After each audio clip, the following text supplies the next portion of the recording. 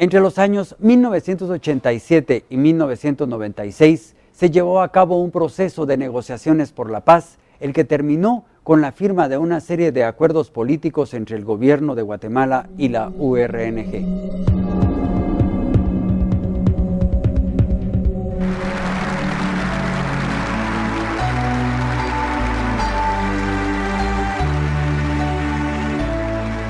Negociaciones por la paz.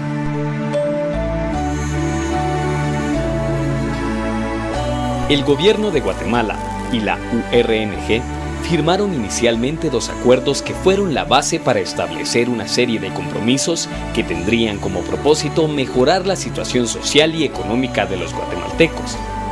Veamos cuáles son estos dos acuerdos.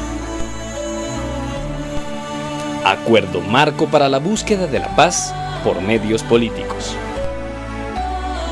Mediante este acuerdo, el gobierno de la República y la URNG establecieron las bases del proceso de negociaciones para lograr la paz firme y duradera. Acuerdo Global sobre Derechos Humanos. A través de este acuerdo, las partes se comprometieron a garantizar la plena observancia de los derechos humanos, a actuar contra la impunidad, eliminar los cuerpos de seguridad ilegales y resarcir a las víctimas de violaciones a sus derechos. La firma de estos dos acuerdos permitió continuar el proceso de negociaciones por la paz de Guatemala. De allí en adelante, las partes asumieron diversos compromisos para mejorar las condiciones económicas, sociales y políticas de los guatemaltecos sin discriminación y fortaleciendo el Estado de Derecho. Acuerdo para el reasentamiento de las poblaciones desarraigadas por el enfrentamiento armado.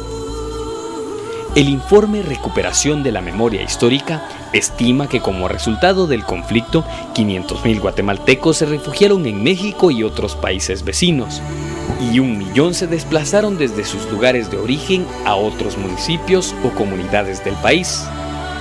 Mediante este acuerdo, el gobierno de la República se comprometió a garantizar, en primer lugar, el retorno seguro y digno de todas estas personas, y luego facilitarles los medios necesarios para su desarrollo integral basado en la seguridad jurídica sobre la tierra, la producción agrícola, la agroindustria, la industria y el uso sostenible de los recursos naturales, así como el respeto de su cultura y su organización propia.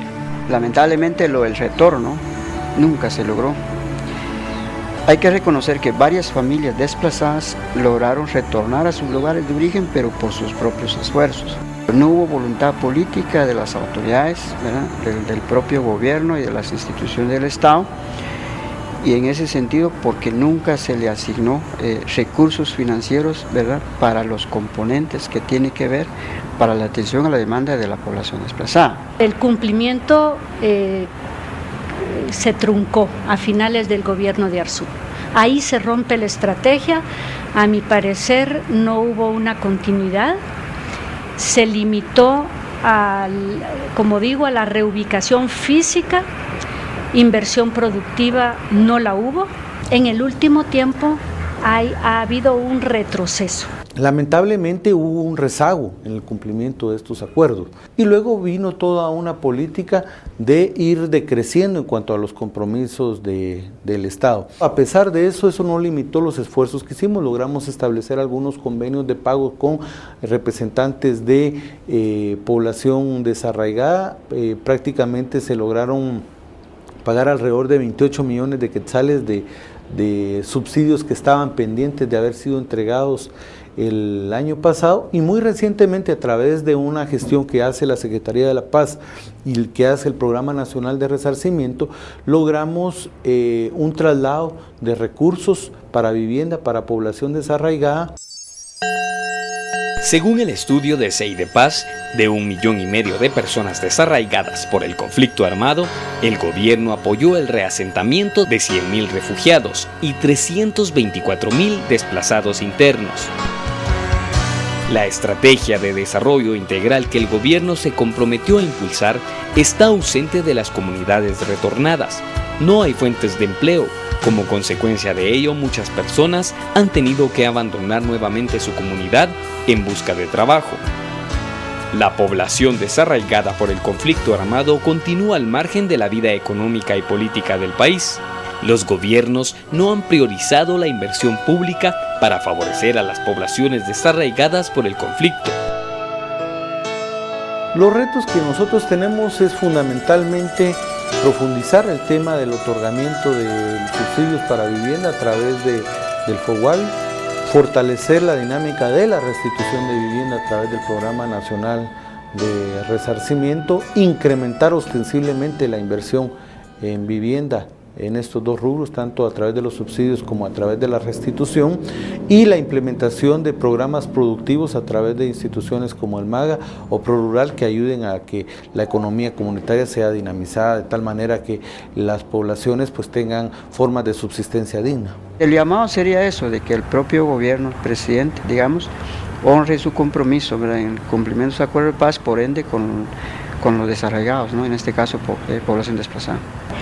Yo sí tendría la expectativa de que pudiera retomar los compromisos no satisfechos hasta ahora y contribuir a cerrar esas heridas que mientras no se cumpla, no se haga justicia, no haya resarcimiento sobre las heridas abiertas, pues es muy difícil que nos encaminemos hacia una nueva situación con una nación reconciliada. Mediante el Acuerdo Marco para la Búsqueda de la Paz por Medios Políticos y el Acuerdo Global sobre Derechos Humanos, se establecieron las bases para discutir y firmar los otros acuerdos para mejorar la situación social, económica, cultural y política de la población guatemalteca.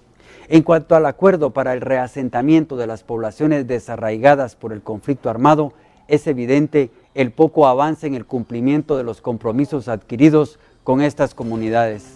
Es necesario que el gobierno asuma su responsabilidad para mejorar la situación de las poblaciones que hoy se encuentran en el abandono y que reclaman la atención del Estado. La próxima semana tendremos la segunda parte de este trabajo, donde continuaremos analizando los avances, las limitaciones y los retos en la implementación de los acuerdos de paz en Guatemala. Soy Haroldo Sánchez, muy buenas noches y hasta pronto.